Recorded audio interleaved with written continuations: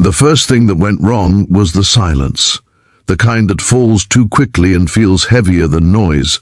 The kind that makes your chest tighten before your mind understands why. One moment the road ahead was a pale ribbon cutting through white fields under a washed-out winter sun, and the next it disappeared into a wall of swirling snow that swallowed everything familiar. The car slowed, the world narrowed, and I realized with a cold clarity that this was not just a delay or a bad patch of weather. This was the kind of storm that changes plans, tests hearts, and leaves people stranded with nothing but their thoughts and the warmth they can find in each other.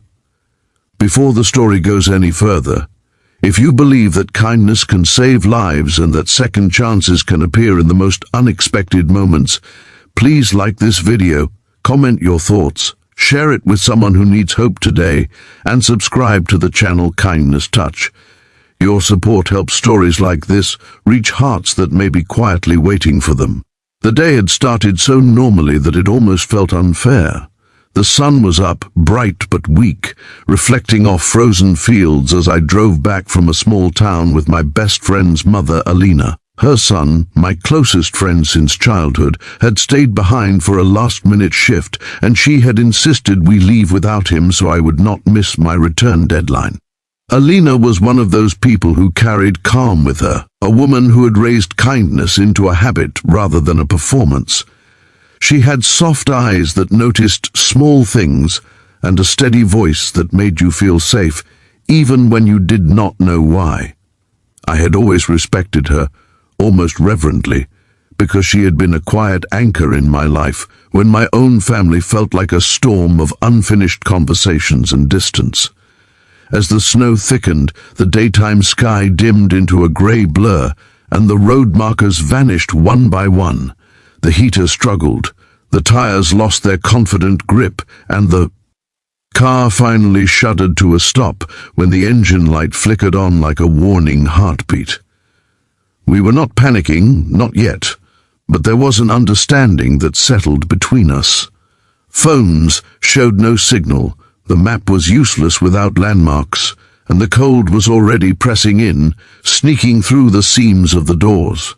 The storm howled like a living thing, and the world outside became a moving white wall that erased direction and time. Alina checked the trunk, counted blankets, and made practical decisions without drama. She reminded me that it was still daytime, that storms pass, that help finds people who stay alive long enough to be found. There was a firmness to her calm that steadied me, even as fear crept in. We wrapped ourselves in layers, rationed warmth, and waited. Minutes stretched into hours. The daylight thinned, not into night, but into that pale winter afternoon that feels endless and unforgiving. The car became a small island of breath and hope in a frozen sea. Cold is not just a temperature. It is a feeling that starts in your fingers and spreads to your thoughts, slowing everything down until even memories feel heavy. As the heater finally died, Alina made the decision that felt both practical and intimate in a purely human way. She explained that body heat would matter, that survival sometimes requires closeness without romance, trust without conditions. There was nothing awkward in it, only the quiet gravity of necessity. We sat closer, shared the limited warmth, and focused on breathing steadily, on staying awake, on reminding each other that this was not the end of the story. Time behaved strangely inside that frozen pause. I thought about my friend, about how he laughed too loudly and cared too deeply, about how his mother had taught him gentleness by living it. I thought about my own life, the way I had drifted through jobs and relationships without anchoring myself to anything that felt permanent.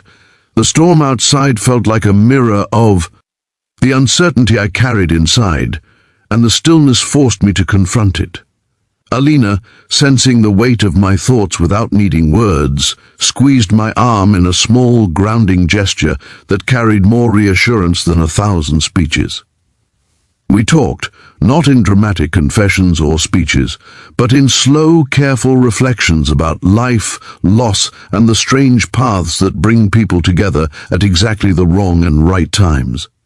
She shared memories of raising her son alone after loss, of learning resilience not from grand victories, but from daily endurance. I listened, truly listened, in a way I realized I rarely did. The storm outside roared, but inside the car there was a fragile pocket of humanity, a reminder that warmth is not only physical but emotional, built from attention and care. As hours passed, the snow began to thin, the wind softened, and the world outside slowly regained edges. The daylight returned to a softer brightness, revealing drifts piled high and a road barely visible beneath them. Our breaths fogged the air, our muscles ached, but we were still there, still conscious, still together. When a distant engine sound finally cut through the quiet, it felt unreal, like hope made audible. A snowplow emerged, massive and solid, followed by a rescue vehicle that felt like a promise fulfilled. The relief that followed was overwhelming, not loud but deep. As we were helped into warmth, wrapped in blankets, and given hot drinks, I felt a strange grief for the intensity of what we were leaving behind.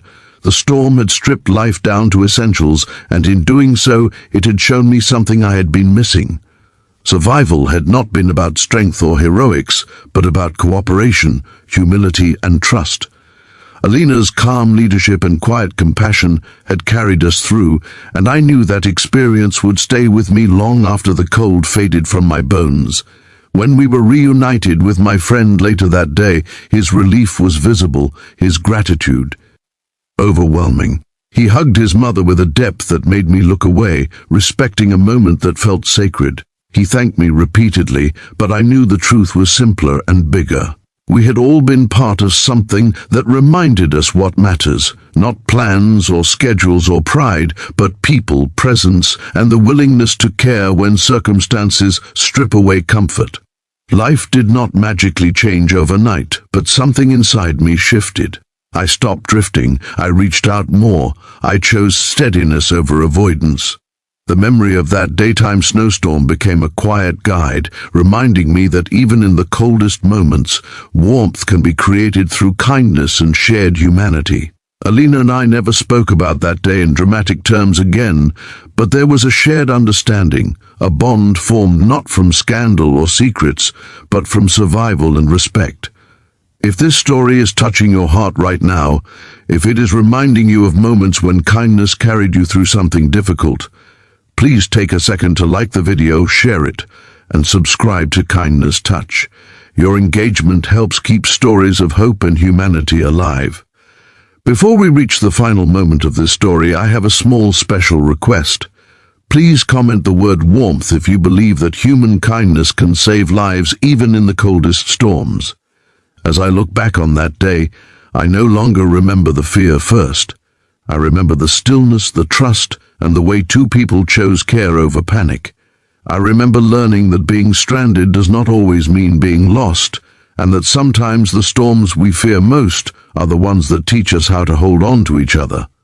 The snow melted, the road reopened, and life moved forward, but the lesson stayed, quiet and enduring, like a steady warmth that never fully fades.